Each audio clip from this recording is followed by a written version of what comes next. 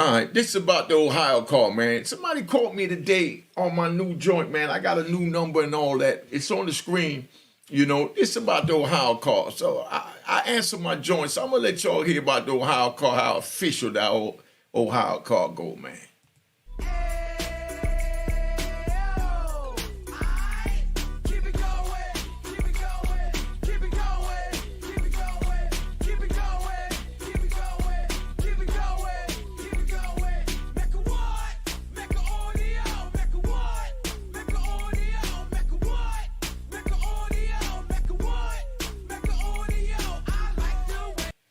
All right, this is about the Ohio call. Like I said, man, you had an official brother from Ohio. So before I begin, let me give a round of applause to Ohio.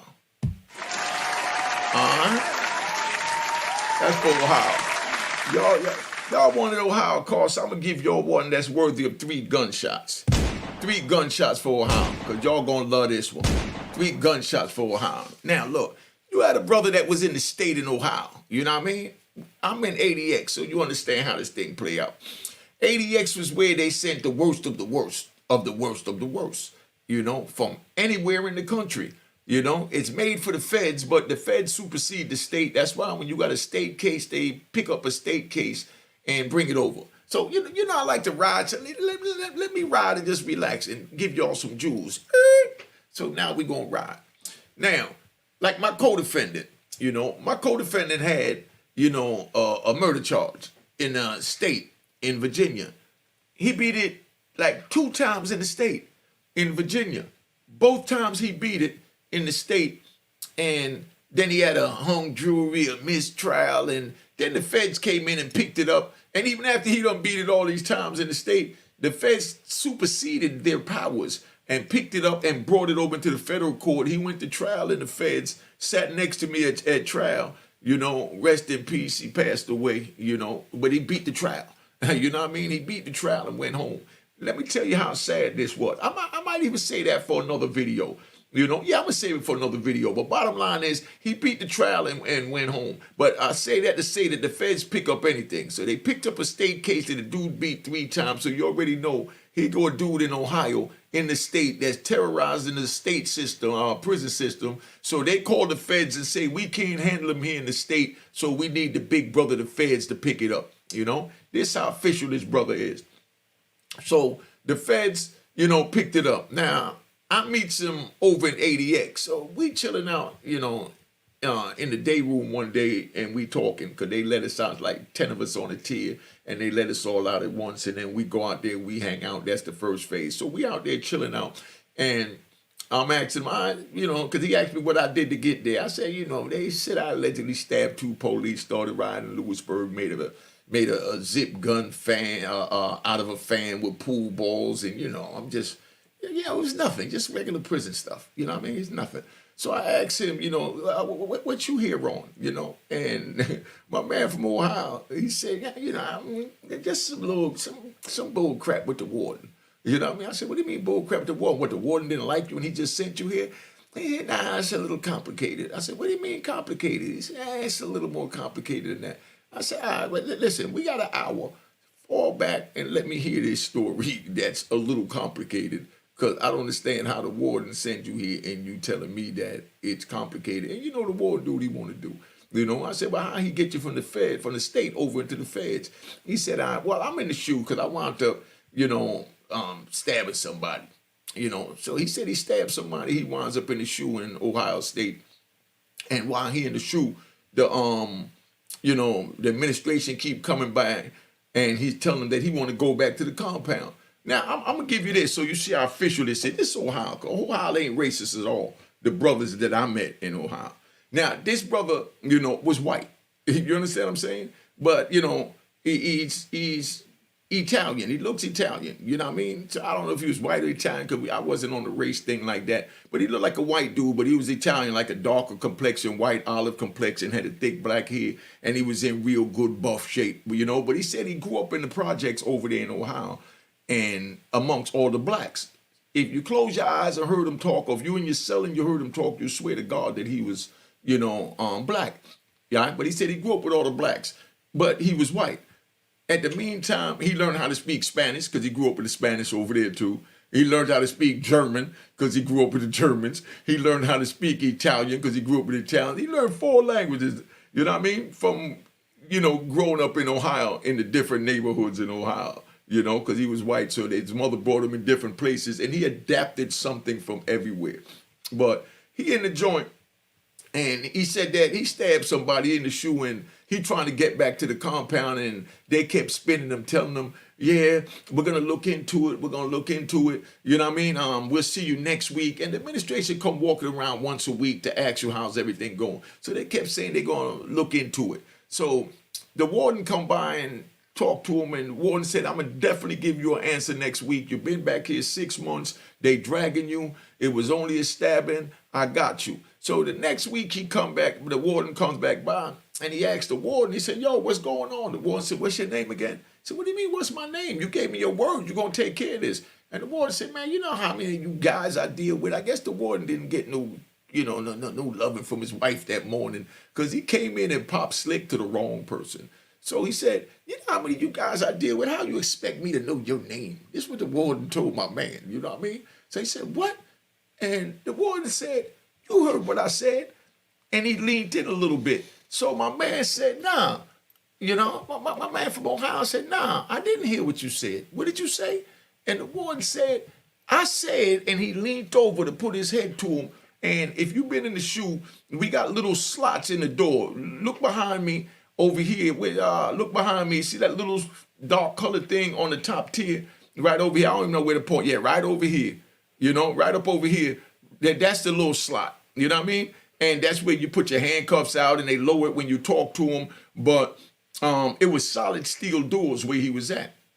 So the warden leaned over to tell him, you heard what I said. So when he leaned over, his tie, the warden's tie is hanging, like my chain. The warden's tie is hanging. So my man grabbed the warden by the tie, wrapped it around his hand, and snatched the warden into him, stuck his hand through the slot, wrapped it around the warden's neck, and got his hands wrapped around the warden's neck with one hand, and he's gripping the tie with the other hand, and he got the warden held hostage at his cell door.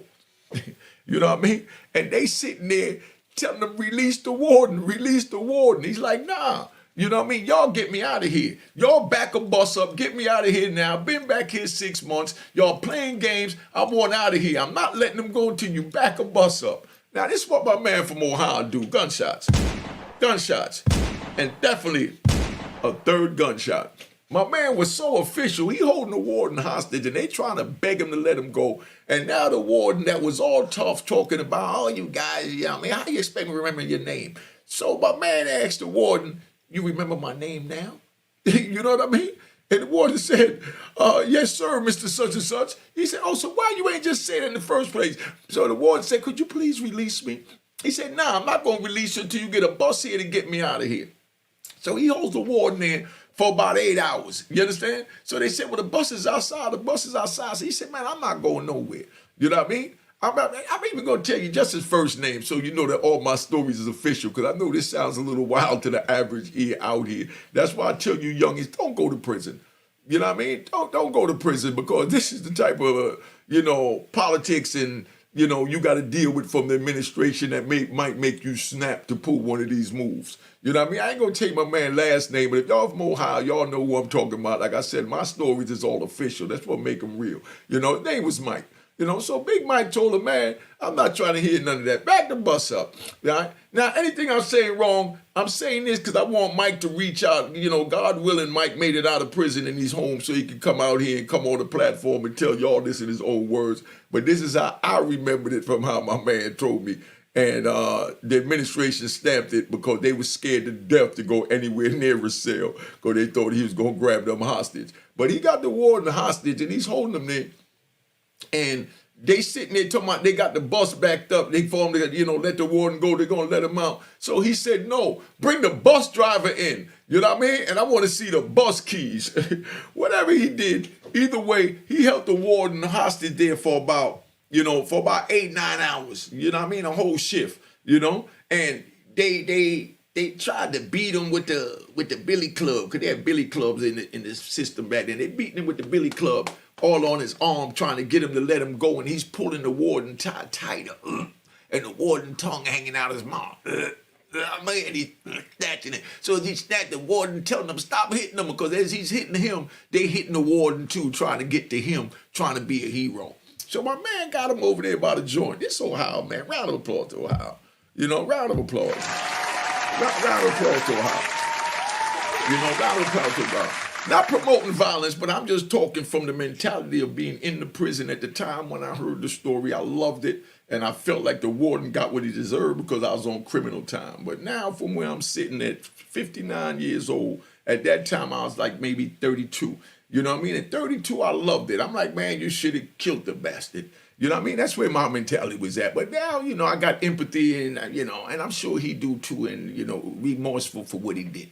You know what I mean? But just the mentality, I want you youngins to understand that, you know, we take on when we take to the street and we loyal to the code and principles, you know what I mean, of it, that we don't allow no one to talk to us any kind of way. I don't care if it's the warden, the judge, or whoever. You understand? Like, okay, so let me get back to the story. I don't want to ride too much because y'all complain when I ride. So now they winds up, you know, letting them go in. They sends him to ADX. So now we're in ADX and we chilling. And I'm asking him like, yo, Mike, we like, what the hell came over you, my dude? And he said, man, you know, sometimes you just got to stand for something. You know what I mean? Or they just think you're going to fall for anything. And I just want them to know that, you know, the hood that I come from, we represent hard. I don't even remember what hood it was, but he was from, you know, Ohio. You know what I mean? But he was like, man, you know, this how we represent, man. He said, man, all the homies on the street know I'm carrying it so they know what it is. But these are the stories that went back to the street on how he was carrying it. Because we did everything to let it be known that we was representing our hood, you know? So he's there and I'm asking him like, you know, so where you go from here? What are they doing with you? And he's like, man, I really don't care, man. I got mines off. You know, next move is on them. You know, they got him in ADX. And this dude is real intelligent. Like I said, he done learned 4 different languages from living in different neighborhoods around different ethnicities and cultures that he picked up these languages. So now they start what they call the prison pen pal thing, right? If y'all want some stories about prison pen pal, how the pen pal thing working in, there's a whole bunch of good stories that I got with that. But I'm going to give you one right here with Mike, you know what I mean? Now, this is a dude that held the warden hostage, right? They just started what they call Writer Prisoner just came out, and Friends Behind the Wall out of New York, and Writer Prisoner was in Florida, and then they had Prison Pen Pal in Pennsylvania. So those are the 3 main pen pal sites they had. It's before internet and social media, so we had to do snail mail, and you know what I mean? And they was, you know, putting the joint up on websites where you could go to writerprisoner.com, prisonbehindthewall.com, and, you know, just had a website, wasn't no social media. But everybody's meeting a bunch of girls. We meeting the girls, we selling the addresses, we selling the pictures, and, you know, because you got lonely girls out there like you got lonely dudes in here. So we both lonely selling each other a dream. Some of us get caught up and then we be like, but I love a dog. You know what I mean? Dudes meet a girl and the girl, you know, turn around and she come at him and she tell him she love him and she's sending him pictures and letters and panty shots and, you know what I mean, phone calls and money for commissary and sneakers, and she taking good care of him, and she telling him she just came off a breakup because her man ain't no good. She was getting ready to go to women, but then she decided to talk to a dude in jail because she figured at least he'll listen and he can't go out and cheat on her. You understand what I'm saying? So, gunshots. Now, so you understand how this thing go. So that's how we doing with the pen pal. My man Mike was so intelligent from picking up 4 languages and being moved around different cultures, being white, living in all these minority neighborhoods, that he had a pen game that was out of this world. You know, we all writing girls in, you know, we getting a little 10, 15 letters a day. Mike getting a little 10, 15 letters a day. And every night Mike would give away all 15 of his letters. And be like, damn, Mike, you ain't writing none of them. He'd be like, nah. So I'd be like, yo, well, give them to me. I'll sell them. So I started pimping, you know what I mean, pen pals. So now they gunshots to pimping pen pals. You know what I mean? So I'm pimping pen pals. So they give me the pen pals. Mike give me the pen pals, and I'm selling them to other dudes, you know what I mean, for like 4 books of stamps, you know what I mean, $40 in commissary. You know what I mean? And, you know, I'm like, Mike, you don't want to write none of them? He's like, nah, I'm looking for the right one. I said, the right one? I mean, come on, dog. We just passing time. What difference does it make? He said, yeah, but I don't really have the time to waste on, you know, the ones that can't do nothing for me financially. You know what I mean? He said, I could read a penthouse novel if I wanted just a freak letter. You understand what I'm saying? Or, you know, he said, I could write my mother if I just want to write a letter, or a homie in another jail if I just want to write a letter. He said, I want a female that could do something for me. So he kept giving them away, and I'm thinking he crazy, but I'm loving it because I'm coming up. You know what I mean? Like I said, you know, I'm becoming penitentiary rich. My stamp game up. See all these stamps? My stamp game up. You know, this is how I'm feeling. I mean, I'm loving Mike not liking his pen pals. I mean, I'm selling them and making my moves because, you know, I'm an old hustler out the big city. So I thought Mike was crazy. Then out of the blue one day, we go to the yard and, you know, Mike said, y'all, check this out. He pulled me aside and he showed me a picture of this Latin girl was so gorgeous. You know what I mean? She was gorgeous. So I said, damn, she looked like a model. And he's like, nah, she's a Playboy bunny. So I'm thinking he wailing. So he's telling me that she's a Playboy bunny. So what are the chances that a Playboy bunny writing a dude in ADX that done grabbed the warden hostage for 8 hours, you know what I mean, and choked him out by his tie, you know? And I'm like, come on, Mike, man, you ain't never been nowhere. He said, no, I'm dead serious. And at this time, we was allowed to get magazines in. So he said that she was Playmate of the month for whatever month. And I said, man, stop faking, you know? So next thing you know, he gets the magazine with it in it. And he shows me the magazine with the same picture of the girl that he's writing that he got for the pen pal joint. And he said, nah, this is what I was waiting on. This girl was so gorgeous and she flooded his books with money. He had everything he wanted. You know what I mean? I think she was even planning on coming to see him, but he ain't have no visit because they were scared to even take him out of cell after he done did that to the warden. But, you know, he just did what he did. But, you know, he worked the pen pal joint so official, you know? And then Mike was so intelligent that my direct appeal got denied, you know, in 96. And then me and Mike was in, you know, the step down program in the Unicorn part in 98.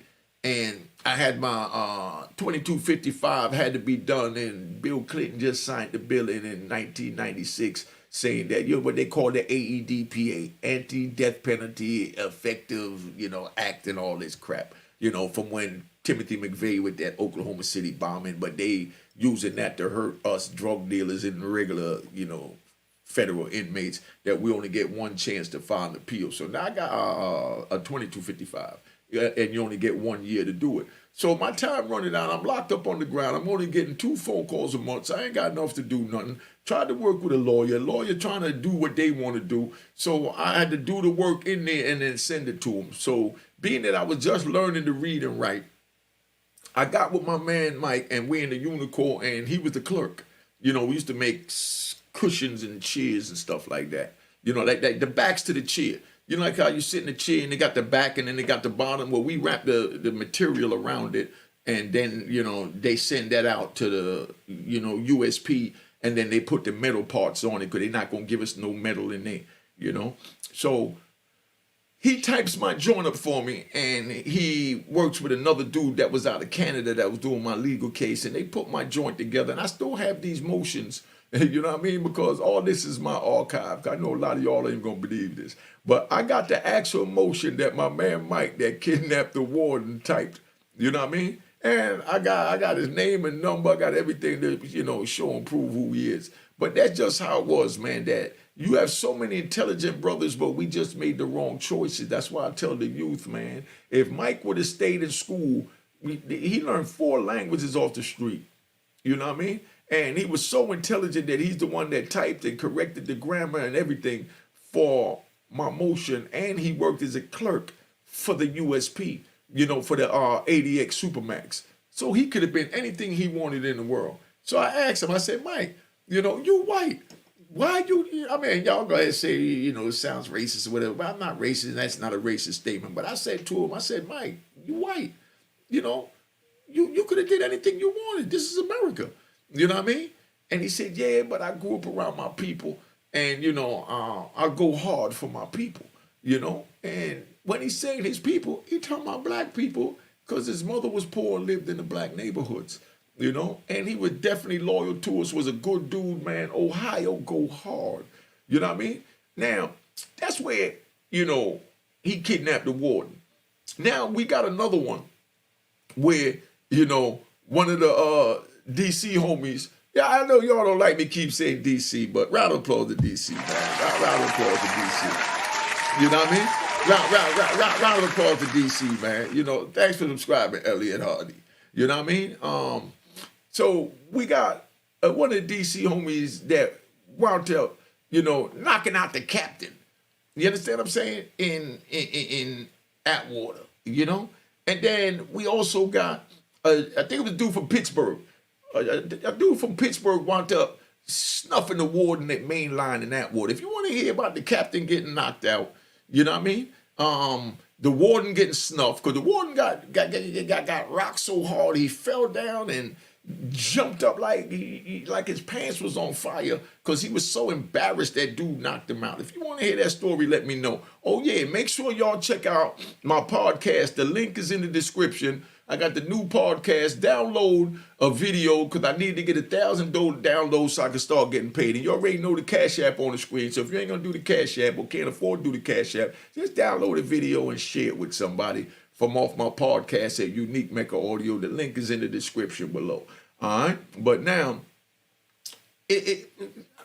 I'm about to tap out. But I just wanted to give y'all that for a while, man. I didn't want to be up here too long because y'all keep saying that I be riding too much. Got me feeling a little there. I'm trying to just balance everything out. And, but it is what it is, man. But that's where it's at, man. Big shout out to Ohio again. Round of applause. You know what I mean? Round of applause. Mecca what? Mecca audio. All right. Cheers. Toast the crime. Toast the crime. The crime. The crime. The crime. What?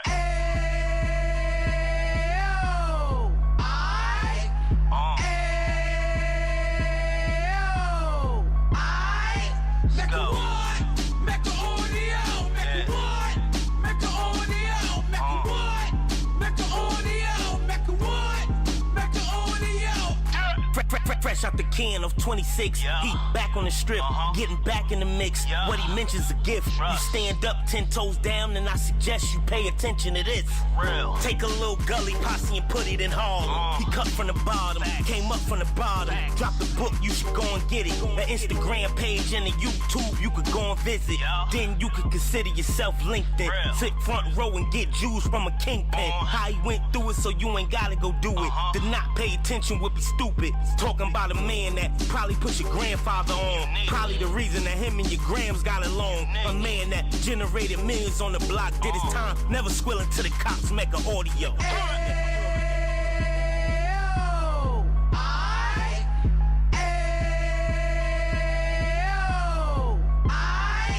Mecca what?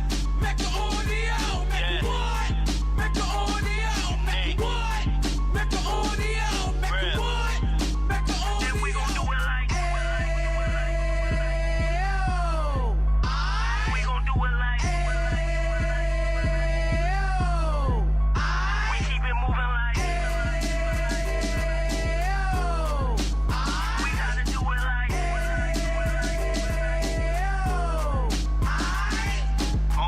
Get it live like 2 G's in the 90s. Drop top beamer so shiny. I let shorty go, she was whining. Treat her like my past, she behind me. Spend a couple bands on the Dapper Dan. You be back again, getting green like a Packers fan. No cap, it's a roaring uptown. They be horn uptown, Dominican bust downs. Now we on the positive, we got a lot to give. Now he trying to stop the kids from being inoperative. So take heed, homie, lend the air. He started in uptown, he gon' finish dead. But now it ain't about selling drugs, buying cars. It's about buying property to make the community yours. So we can give back to the youth them. Cause they the truth them. And bless up to all the road men.